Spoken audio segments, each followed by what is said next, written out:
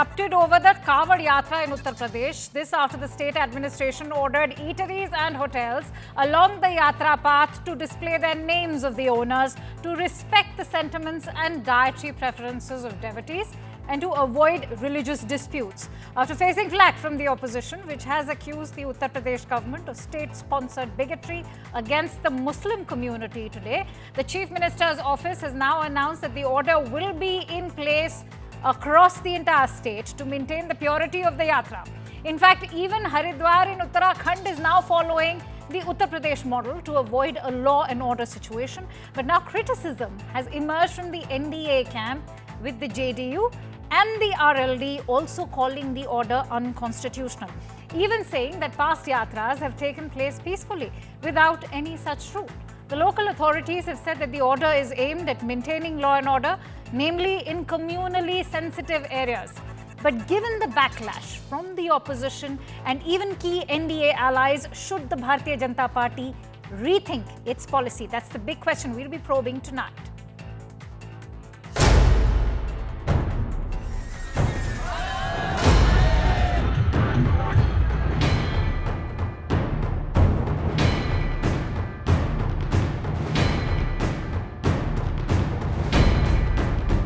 Of the dhaba is Veerji the dhaba, whereas the name of the owner that has been mentioned over here is proprietor इसरार पुत्र आमिर आजम. कितने लोग यहाँ पे आपने employ कर रखे हैं? 7 मुसलमान हैं, 9 हिंदू है मेरे भाई.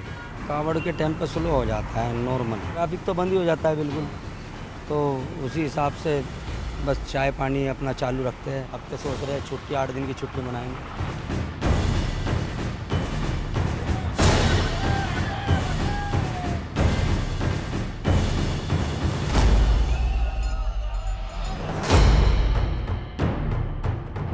इस तरह से एक मैसेज दिया जा रहा है कि ये हिंदू की दुकान है, ये मुसलमान की दुकान है, आप मुसलमान का बायकॉट करें, हिंदू की दुकान से काम करें. How much are you going to divide the people of this country and to what extent? But the BJP doesn't seem to learn a lesson. The reality is that you deeply divided people, you stoked communal violence, you stoked hatred, and the people taught you a lesson.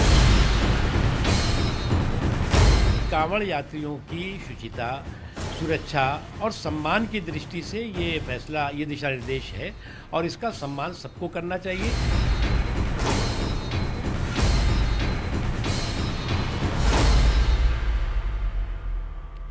All right, and with that, let me now introduce our esteemed panelists today. I'm joined by Anila Singh, who is the spokesperson for the Bharatiya Janata Party, Mr. Ratan Shada, who is an author and RSS researcher, Ms. Pankhuri Pathak, who is the spokesperson for the Congress Party. I'm also going to be joined by Mr. Ghanshyam Tiwari in a short while from now, who is the spokesperson for the Samajwadi Party. But let me, in fact, begin with Anila. Anila, since you're on brass tacks, let's now get down to the brass tacks. What has necessitated the need for such a directive by the Uttar Pradesh government? My Ram to all. And what had necessitated Mr. Mulayam Singh Yadav ji when he brought this law, this Kanun in 2006, that every vendor has to display the name of the proprietorship or the company and the name of the owner with the name of the outlet. He was the one who brought it. Yogi is the one who is implementing it. Rather, I'll say Yogi ji has really given a long rope by saying that only on the routes of Kanwar Yatra in whole of the Uttar Pradesh, this law will be implemented, this order will be implemented. So now either the Samajwadi Party or the Congress Party, they should start saying Mulayam Singh Yadav ji was the culprit. So why Yogi bashing is going on? Just because he is a Bhagwadhari chief minister, that is the sole reason. And I have to say one thing, 18th July 1947, Indian Independence Act was passed. All right. And this nation was divided into 2 dominions on the basis of religion. This nation, this country where we are sitting today was given to Hindus, and another one became Islamic Republic of Pakistan. But the most unfortunate thing, the irony is majority population in this country is always being targeted by the minorities, so-called minorities, because they have got ample number of political parties who keep on advocating for their cause because they are their vote bank. But the reality is, if you want to take your country ahead, your state ahead, then you have to do certain things, and because of those things, peace and harmony should prevail. Because we know that I can very well name during the Samajwadi Party. But we are talking about It's- peace and harmony. You know, that's a double-edged sword. In fact, you're talking about this country belonging only to a particular community just because it's a majoritarian community. It should have been, but it couldn't happen because of Mr. Jawaharlal Nehru. No. Jinnah ji I wanted think all the we are Muslims to really come to veering into a Pakistan. very different territory. Listen to me, please, because you have asked me this question. Hear me out. Hear me out.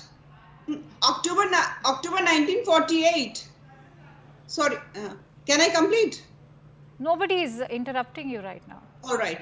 So Mr. Jinnah had, after the nation got divided into two, Mr. Jinnah wanted all the Muslims from this nation to shift to Islamic Republic of Pakistan.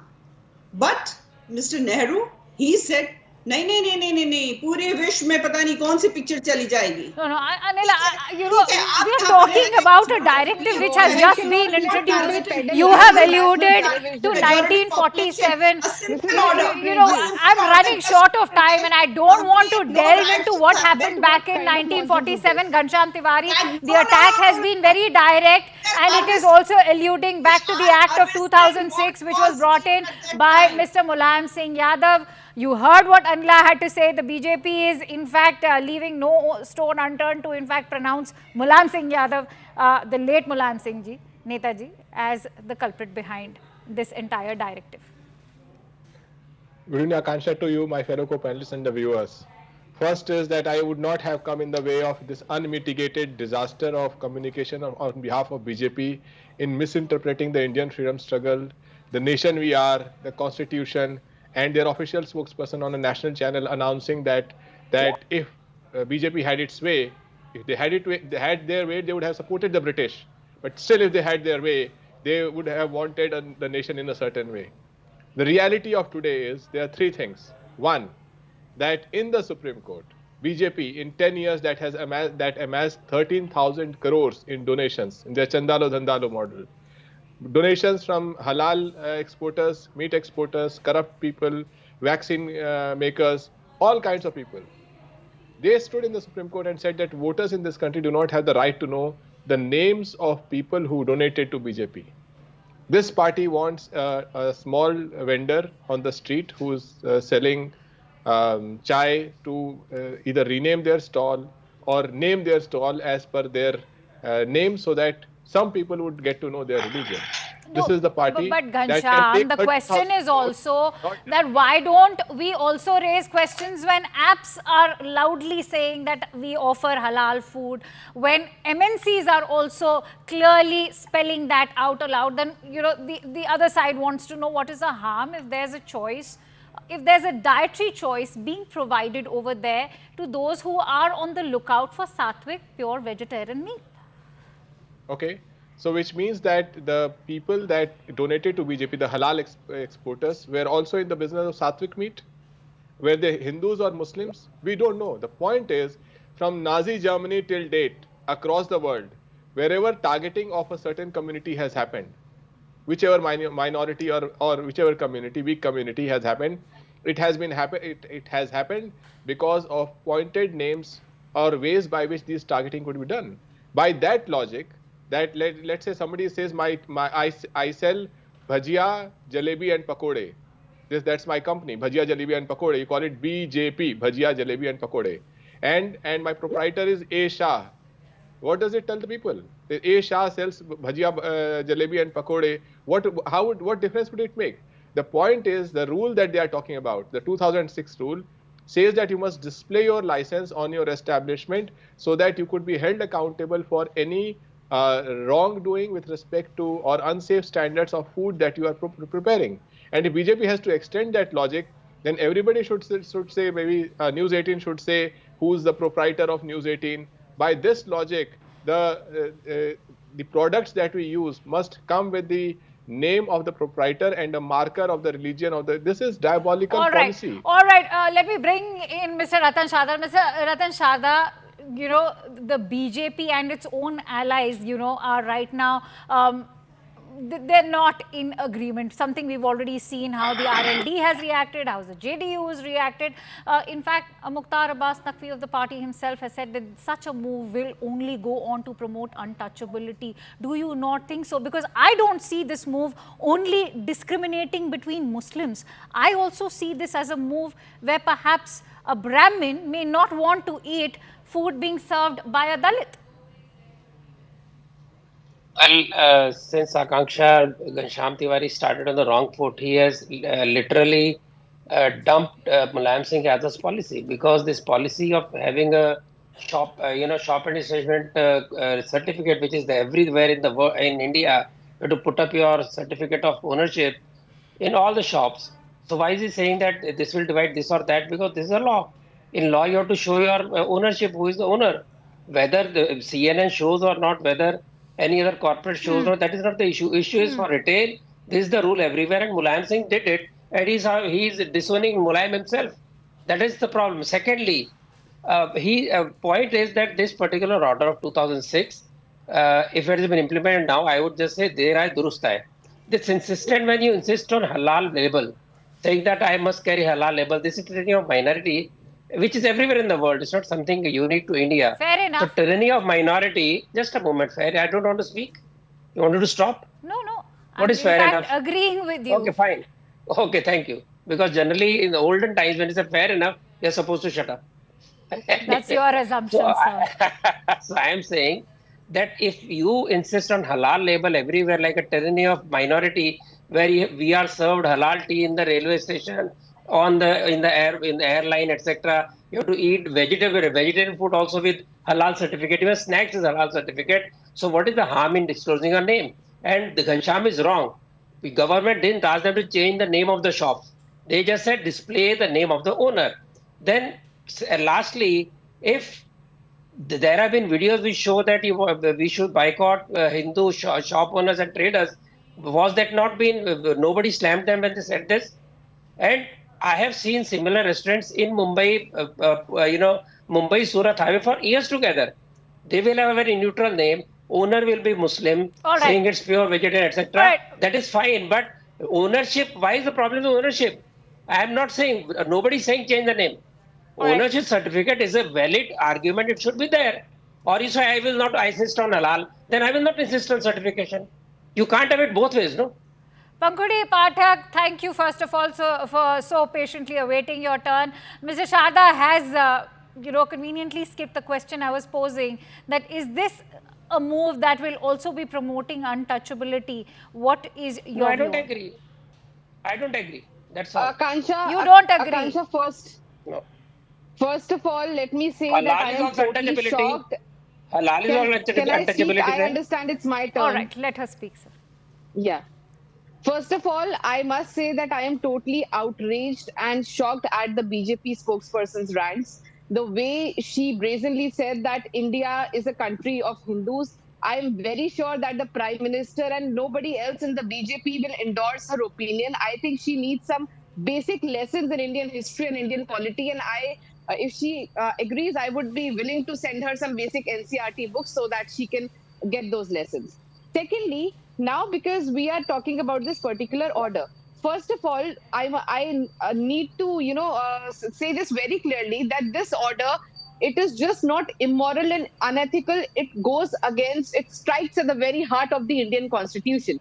It is violative of Article 14, Article 17, Article 19 and Article 21 of the Indian Constitution. It clearly promotes untouchability, a social evil that our ancestors fought against. And by profiling people on the basis of religion and caste, the BJP is playing a very dangerous game of pushing India back into medieval times. So I think the BJP should leave behind its politics. And I think Uttar Pradesh has given us Lok Sabha elections. They should learn from it. People have rejected your politics of hatred and of communalism. But Pankudi, so it's better. Pankudi, of late we've Yes. seen that the opposition's only being left to doing lip service when it comes to launching attacks. Something that we've been observing consistently happen not just with the Congress but with the Samajwadi Party as well. Even, the southern parties have, also taken that upon us, that we'll talk about it, we'll launch an attack, but when it comes to taking strict action against it or proving a point in the court of, in the courts, we will not do that. Why don't you challenge the order in the court?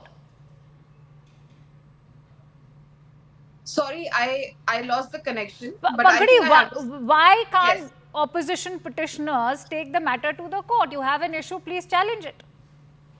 we will I'm sure somebody is going to take it to the court, and we are opposing this unconstitutional order in the strongest of words in front of the media on every platform available to us. We are opposing it, and because there was another point raised by Mr. Ratan Sharda, and it seems like both the BJP spokesperson and Mr. Sharda have a lot of respect for the previous orders passed by other governments. Let me remind them that when you were talking about the certificate of ownership, that is relevant when it comes to licensed enterprises, and that certificate is to be put inside the establishment. You don't have to put a nameplate declaring your name, and that is only for licensed enterprises which are cooking and which are serving food.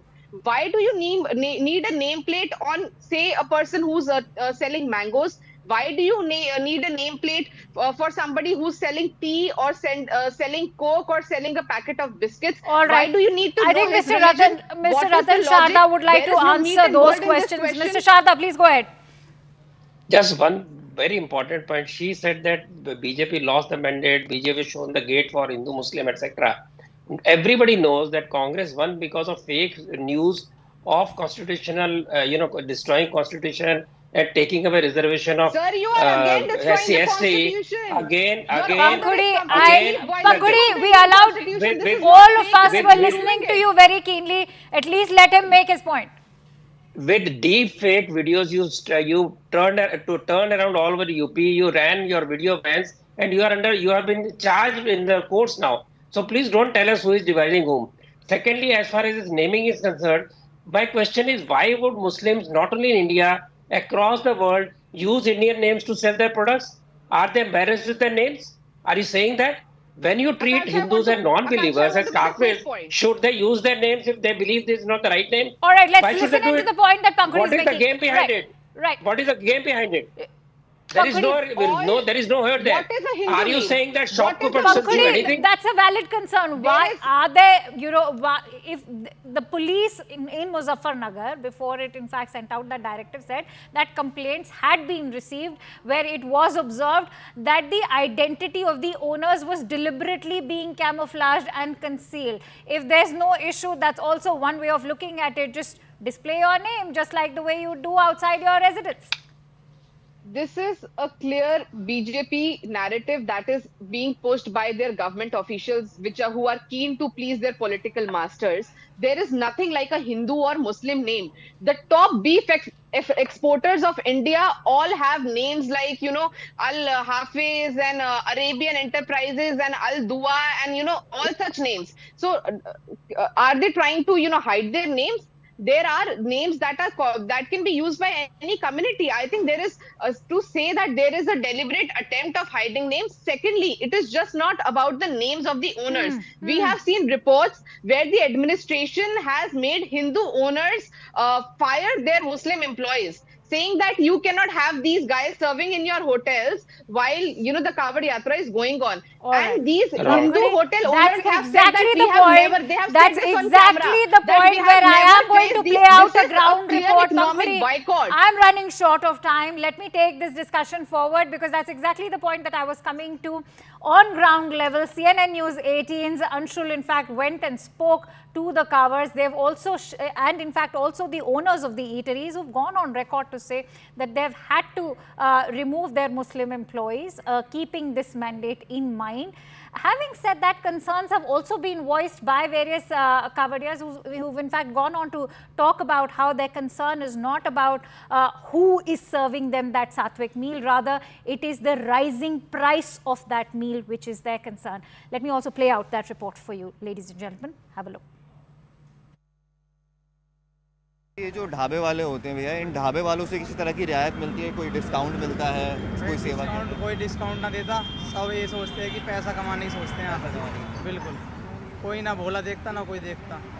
बिल्कुल कोई discount ना देता भाई, उतने ही रुपए देने पड़ते हैं। 720 रुपए लगे तो पूरे दिन इनका तो सीजन ही है पैसे कमाने को, इसमें नहीं कमाएंगे फिर किस में कमाएंगे ये बताओ। इसमें तो जो 5 रुपए की रोटी है वो 10 रुपए की रोटी देते हैं, जो 10 रुपए की कोल्ड ड्रिंक की बोतल है वो 15 की 20 की देते हैं। तो ये भी एक काफ़ी बड़ी दिक्कत होती है, खर्चा ज़्यादा होता है। खर्चा ज़्यादा होता है, अब इतने दिन पहले निकलते हैं तो इसलिए खर्चा ज़्यादा होता है। All right, let's quickly go across to Anila. Anila, kharcha zyada hota hai. It couldn't be more, simplified for you people than what these cowards themselves have had to say. Why not just organize camps for them? Maybe at every 500 meters or every 5 kilometers, perhaps. I'll make 3 quick points here. Number 1, during Kanwar Yatras, you must have seen many Seva camps are there. And in these Seva camps, food is being served. And the Kanwar Yatris, they are well taken care of medically also, and whatever they require, Seva camps are there and they take care of it. But at the same time, I'd like to say one thing to Congress party spokesperson here. She was voluntarily trying to educate me about the NCERT books. So let me tell her, the NCERT books which you must have read during your school time, they were being written by the leftist on the behest of your Indian National Confused Party. So wrong history has been taught, and this is the reason Indira Gandhi ji inducted a secular word in her preamble. Initially it wasn't there. Don't try to challenge me. और मैं आपको एक छोटा सा example देती हूँ, ज्यादा दूर जाने की जरूरत नहीं है।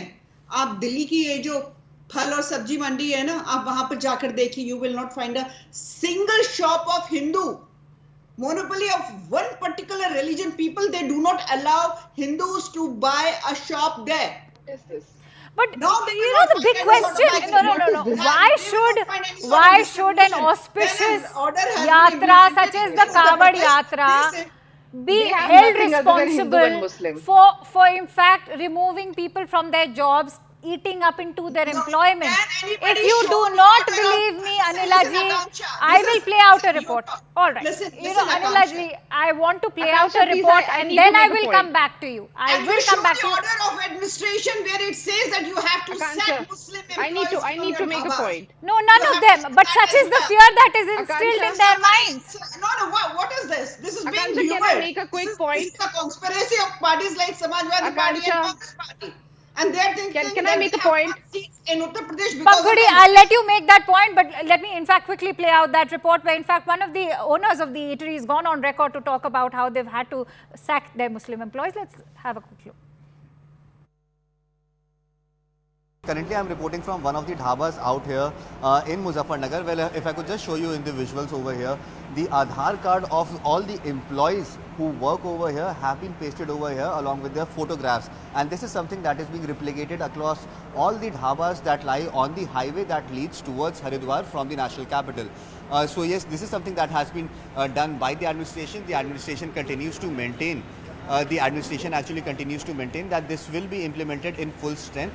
So we'll speak to the manager over here and try to get a sense as to what are the issues that they are facing and how they are taking this order. भैया, ये जो order आया है सरकार की तरफ से कि आइडेंटिटी दिखानी है ओनर की, वर्कर्स की, इस ऑर्डर को किस तरीके से देखते हैं आप, और आपको क्या प्रशासन ने बोला पिछले कुछ दिनों में?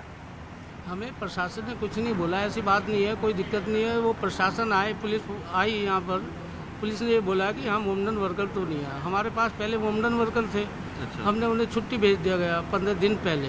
अच्छा। ऐसी कोई दिक्कत नहीं है, हम प्रशासन के साथ है, प्रशासन का सहयोग करें। प्रशासन ने हमें बोला था ना, इसलिए हमने छुट्टी दे दी। कितने मोमडन वर्कर्स यहाँ पे काम करते हैं? वर्कर थे, एक मैनेजर था, एक वर्कर था, 2 मोमडन थे। कितने समय से वो लोग यहाँ काम कर रहे थे? वो 2-2.5 साल से लगभग। अच्छा, तो छुट्टी पे भेजा है या अभी काम से निकाल दिया है या कांवड़ यात्रा के बाद वापस बुला लेंगे क्या? हमने फिलहाल छुट्टी पे भेज दिया। अच्छा। अब वो आए या ना आए, वो उनकी जिम्मेदारी, हमारा काम पूरा हो रहा है। Right. Let me quickly bring in Anila. Anila, I now, in fact, let you have your word because you've heard what he had to say. You can say that the order did not state so, but such is the fear in the mind of those owners of the eateries. See, it is the decision of the dhaba or the restaurant owner what they have to do. But government or the police administration has not issued any such order that All you right. have to All right. remove Taken your or point. send them on Pankhudi leave. Pathak, please go ahead. Akansha, there have been multiple reports on multiple channels where dhaba owners have gone on camera to say that the administration is pressuring them to sack their Muslim employees while the yatra is going on. So this is clearly not about vegetarian or non-vegetarian. This is not about who is the owner of a particular enterprise. I think all your viewers can make out this is very clear religious profiling and economic boycott of the Muslim community. And the only reason that I understand the BJP is doing it is to consolidate their vote bank by trying to deepen the communal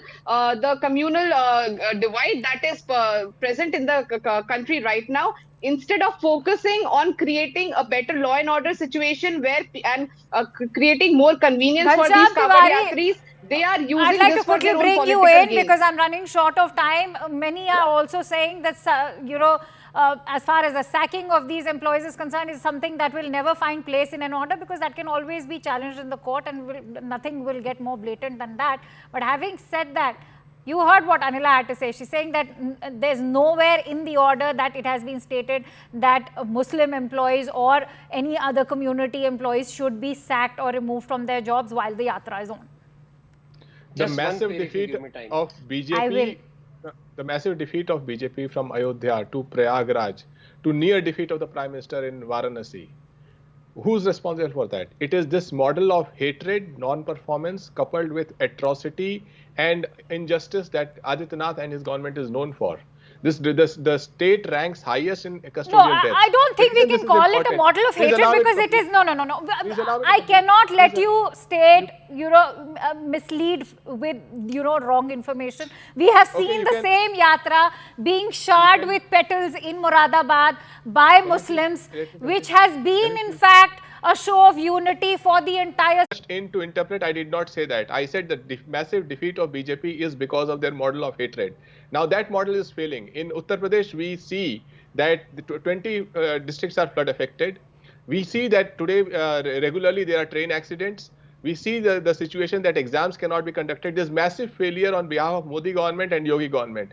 And the only way BJP has is to distract people from this agenda or this failure is by distracting them to these diabolical policies. This policy doesn't make sense.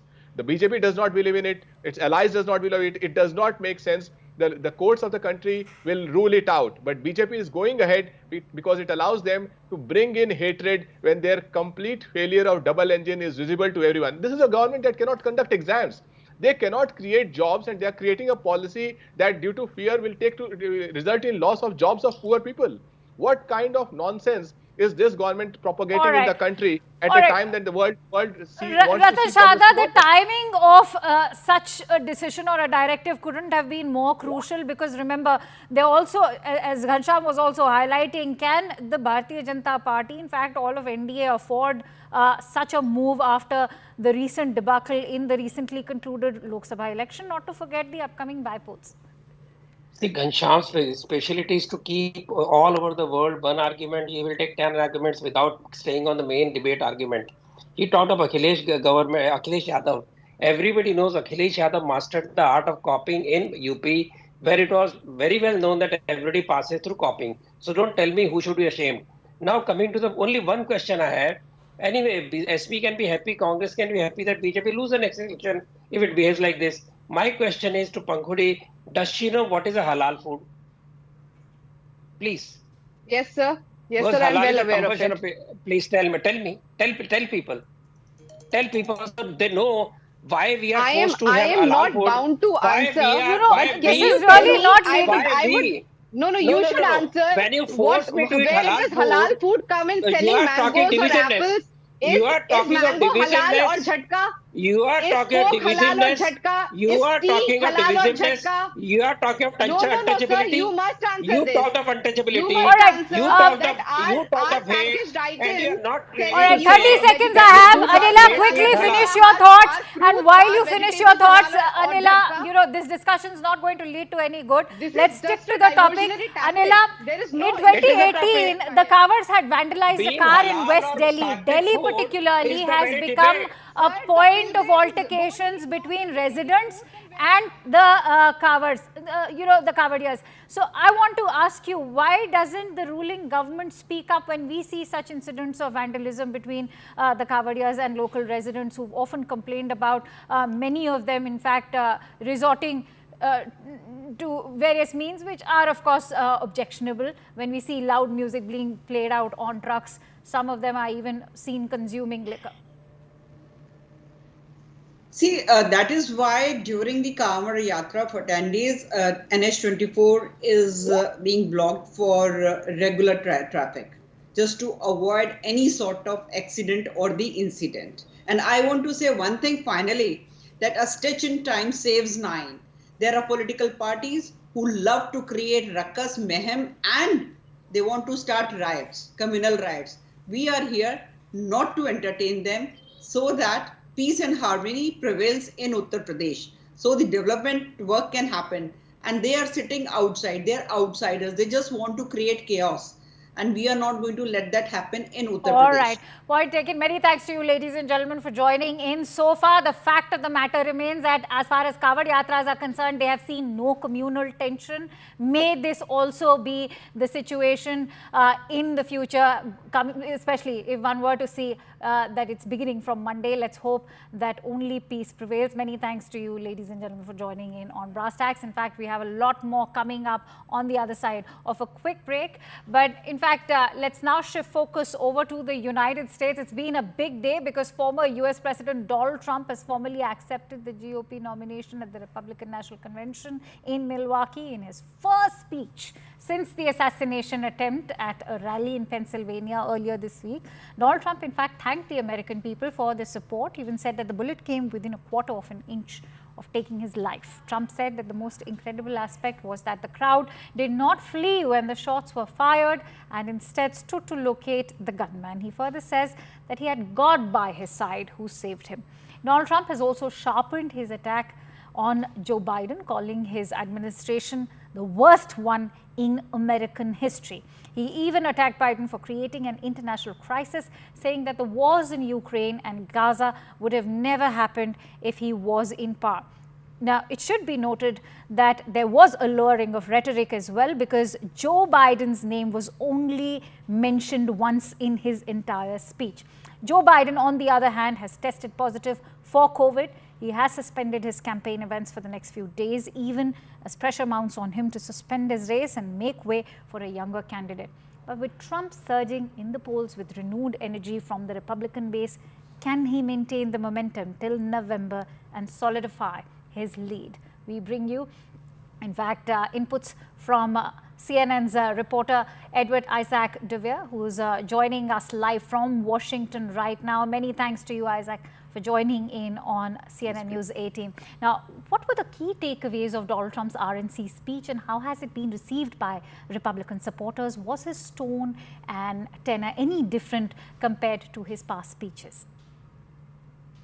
Well, the tone and tenor were a little different for the first 15 minutes or so of the speech, when, as you said, he spoke about the assassination attempt. He talked about how he felt God was protecting him and that it was time for unity. But he then went on for about an hour and 15 minutes more after that first 15 minutes into a speech that was pretty standard fare for Donald Trump, rambling into a number of different topics and getting very combative, continuing to say several times that the 2020 election wasn't valid, referring to COVID as the China virus, invoking the name of Hannibal Lecter, the fictional serial murderer and cannibal from Silence of the Lambs, knocking Joe Biden and Nancy Pelosi. So if you take the speech as a whole, it was not anything that has been different from Donald Trump at all for the last bunch of years. If you take the first 15 minutes, it was slightly different from what we've heard.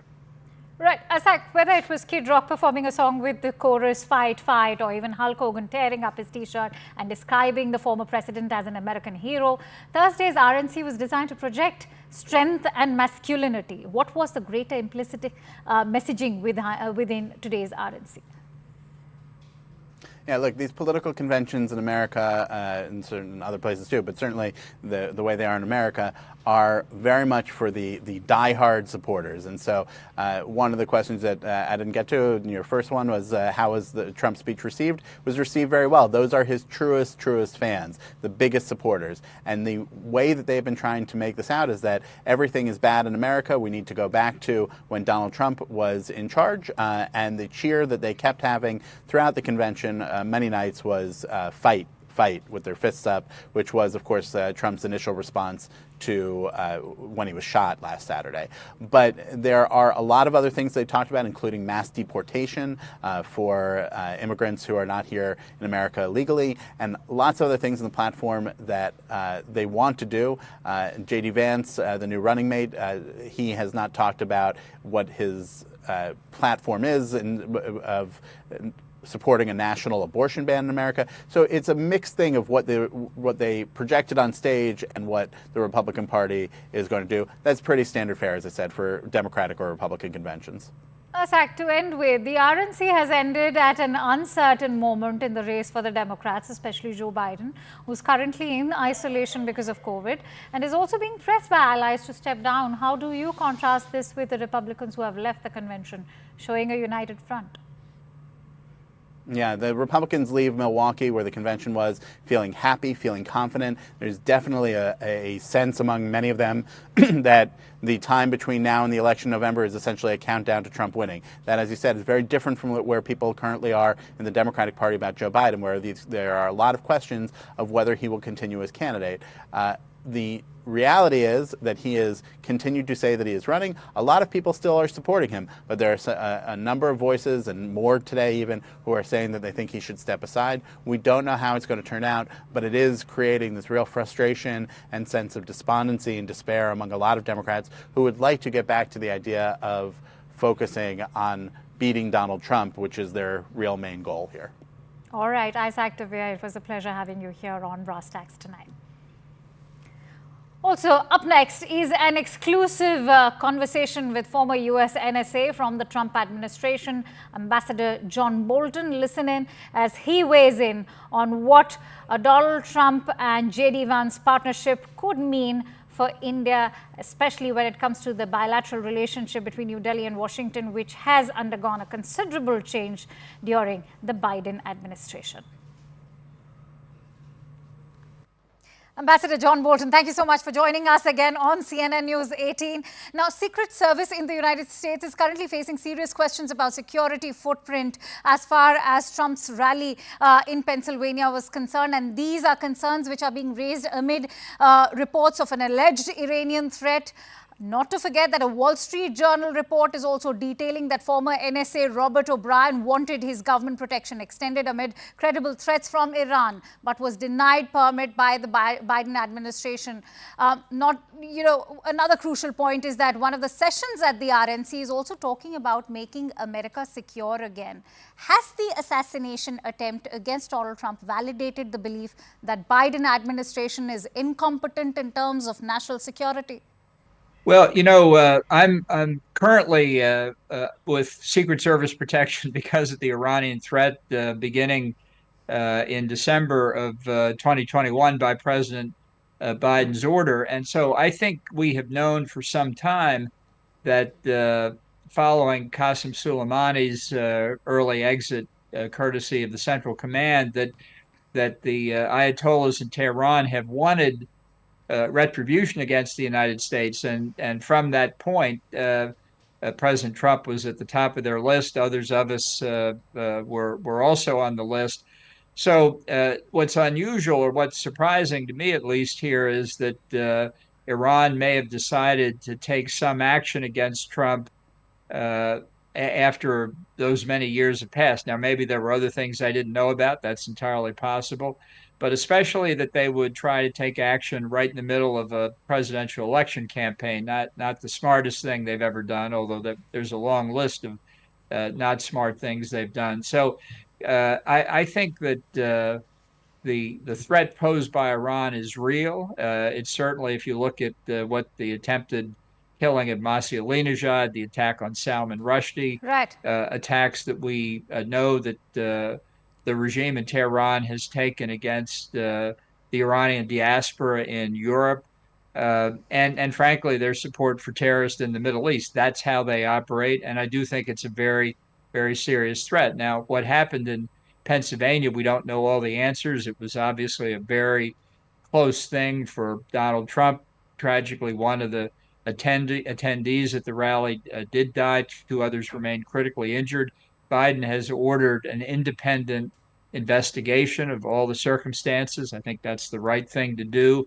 I think it's important that certainly it be comprehensive. I think it's also important it be done quickly, because there are already conspiracy theories sprouting up about what happened or didn't happen in Pennsylvania. It's very important in a tense election period to try and get the facts out without fear or favor, and hopefully calm some of those conspiracy theories down. But on your big ultimate question, yes, I think the Biden administration has been very weak in the national security space, particularly with respect to Iran, but with respect to Russia's unprovoked aggression in Ukraine, to the threat along China's Indo-Pacific perimeter, to everybody on that perimeter, starting with Taiwan, certainly extending right to India.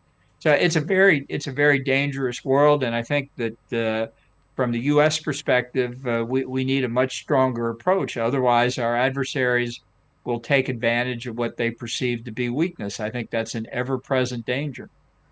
Absolutely, it is. And Ambassador, many are saying that the assassination bid against Trump is a historic opportunity for the Republican Party to choose democracy, even more so after the Republican Party had previously refused to recognize the political implications of firearm use in the public space until Donald Trump himself became a victim. Do you not think that it now faces the need to reconsider its staunch opposition to gun regulation? Well, I think it would be unlikely that the party would change because so many of its adherents are strong proponents of the Second Amendment. We haven't heard Trump speak to that yet. His address to the Republican National Convention can well tell us something about that. But I think the real question is what the independent investigation shows led to the failure to stop that shooter. I mean, that's the best way to prevent it from happening is better preparation. There was obviously something went wrong somewhere, or that shooting never would have taken place. All right, now let's talk about what foreign policy under a possible Trump administration could look like. We have seen Trump reshape American policy towards Beijing during his 4 years in office, launching a tech and trade war and casting China as a rival whose success comes at the U.S. expense. Could a Trump Vance win now reshape America's relationship with China, not to forget Taiwan, considering we've seen Taiwan also dominate the political rhetoric when Donald Trump has also highlighted how the United States should not be bearing the cost of Taiwan's war or fight with China. Right. Well, this is part of the irony of Trump picking Vance is they really don't agree on Taiwan. Vance's theory about reducing American aid to Ukraine and being less involved in Europe turns on his view that the United States doesn't have the capacity to be as active in NATO as it has been, given the Chinese threat in the Indo-Pacific. And that certainly the main point of concern at the moment is Taiwan, historically, because the Chinese Communist Party says that it wants it back. There's a long debate about what Taiwan's status actually is. I do consider it an independent country, and I think we should recognize it as such. Trump obviously doesn't care about Taiwan at all. And I tell the story in my book very frequently in the Oval Office. He'd be sitting behind the Resolute desk, and he'd pick up one of his Sharpie pens, and he'd point to the tip and he'd say, "See that? That's Taiwan." Then he'd point to the desk and he'd say, "See that? That's China." Trump right now is taking a very negative attitude on China, threatening tariffs, as you said. I think that's because he believes that the COVID virus, which originated in China, cost him the 2020 election. It certainly sent the American economy and the world economy into a nosedive. And he thinks, probably correctly, that if the economy had not gone down, he would have been reelected. So he's talking tough now. Will he do that once he's elected this time? Not necessarily. It's very interesting, Ambassador, that you mentioned EU and the overall policy towards Europe. Now, Vance has already rattled allies in Europe by strongly criticizing US support for Ukraine against its war with Russia. Like Donald Trump, he has also repeatedly criticized NATO and its European members for not spending enough on defense. What will the Trump-Vance partnership now mean for the war in Ukraine and Europe?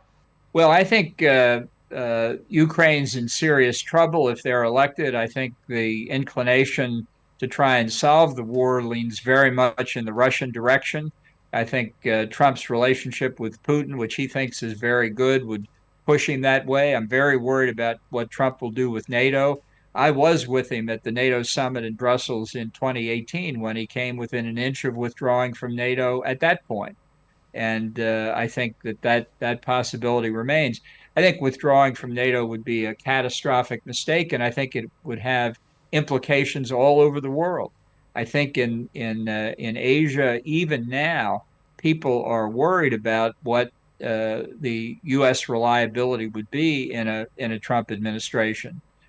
So I think this is a potentially very dangerous time, and I think that this is one of the reasons the Democrats are vulnerable with a nominee like Biden, who projects weakness. I mean, I don't wish anybody ill health, and everybody gets older, so everybody faces this. It may well be they replace Biden as their nominee. I think the pressure in that direction is growing. Frankly, I thought that was over, but I think it's back on track and growing.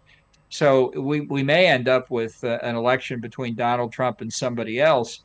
But these issues of international affairs need to be a much bigger part of the American election campaign. This is something the voters ought to hear from their candidates more about.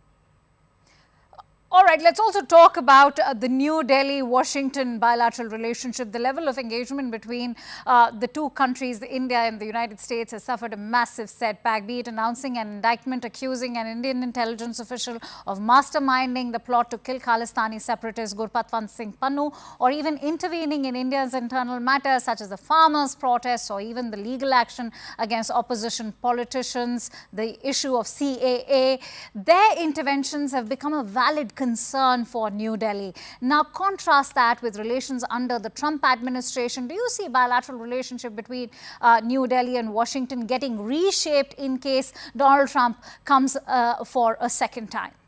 Well, I think one of the other factors that has caused difficulty is that the relationship between India and Russia during the Ukraine war. Now, there's obviously a long history with respect to Russia. I think it's more precarious for India now to have that closer relationship with Russia because of the growing China-Russia axis, like the Sino-Soviet alliance of the Cold War, this time with China very much in the driver's seat, Russia very much a junior partner. So I think there's a lot of sorting out that India needs to do, and it could be that in a Trump administration, that Delhi-Washington relations would improve. I think my impression was that the Modi-Trump relationship was a very strong one personally, and so that's something to build on. But I also think that India and the U.S. have to come to a closer understanding of how to deal with China. I think the Asian Quad that was put together and really reinvigorated by sadly now deceased Japanese Prime Minister Shinzo Abe, Japan, India, Australia, the U.S. It's a good vehicle to have conversations about that. And so I hope whether Trump or Biden are elected, I hope the Quad continues in its work. It's interesting that you mentioned the Quad as well. Now, here in India, there's a lot of support for Donald Trump. We've seen the Hindu Sena offer puja for the long life of Donald Trump. Equally interesting is the Indian origin of J.D. Vance's wife, Usha Chilukuri. Will Donald Trump's India connection now be able to cement the relationship between New Delhi and Washington? Well, I think it certainly would be an amazing signal, and it's evidence of how American democracy works. As we have populations of people who have come to this country, maintained for very good reasons close ties to their country of origin or their ancestors' countries of origin. I think it strengthens America, and I think strengthening the India-U.S. relationship should be a high priority, whether it's a Trump administration or a Biden administration. True. Ambassador, my last question. After persistent questions about his ability to serve from within his party, even outside, President Joe Biden has said that he's willing to relinquish power to Vice President Kamala Harris if he wins a second term but is unable to complete it for health reasons. He has, of course, discounted the likelihood of that scenario, but with that growing chorus and a possibility of him stepping down now becoming a high probability, what's your assessment? Well, I don't think Biden is going to get a second term, so I don't think a transfer in a second term is really an issue. I think the question in these days, as we speak, is whether the Democratic Party will see the danger that it's in. And they probably don't want to take advice from Republicans like me, but if they see the political danger that they're in, and get a new presidential nominee, maybe Kamala Harris, maybe somebody else, but their choices between certain defeat with Joe Biden and likely defeat with somebody else, I think I'd be surprised if they don't come to the second choice, but they certainly haven't so far.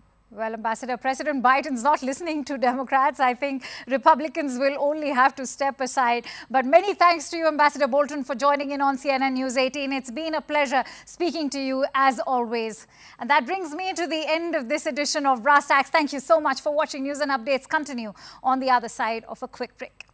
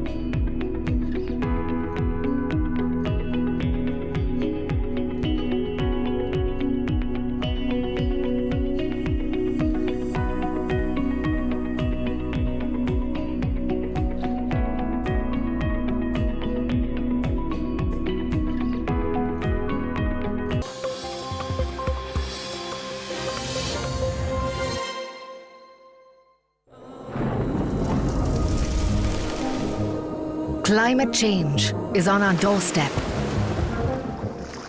It's time for a revolution to take root. And it starts with 1.4 billion Indians. It starts with one tree for humanity, one tree for Mother Earth, one tree for our future. Project One Tree, a News 18 network initiative.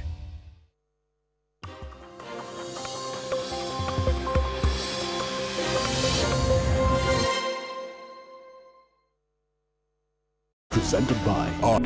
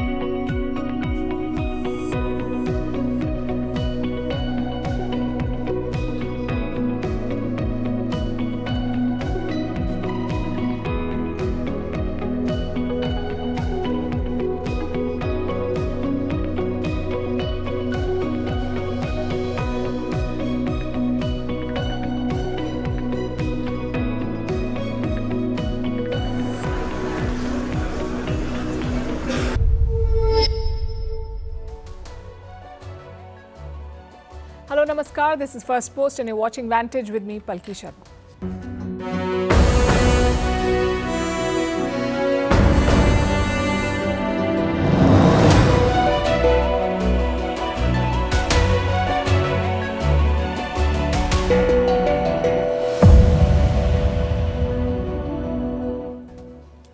Donald Trump is officially the Republican presidential candidate.